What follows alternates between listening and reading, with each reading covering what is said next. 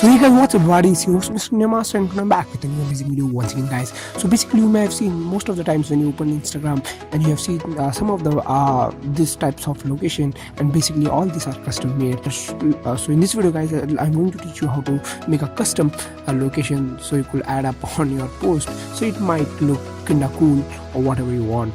So first of all, what you need to do is just go ahead and open up your Facebook app itself, and once you open here, what you need to do is just go ahead to the status tab, and once you're here, just go ahead and click on the check-in option here, and once you tap on the check-in option, basically it will ask for the location, so just go ahead and type any of your custom location whatever you want. So in my case, I'm currently writing my page, my name itself location really is, so in my case I'm just tapping on the just for fun thing.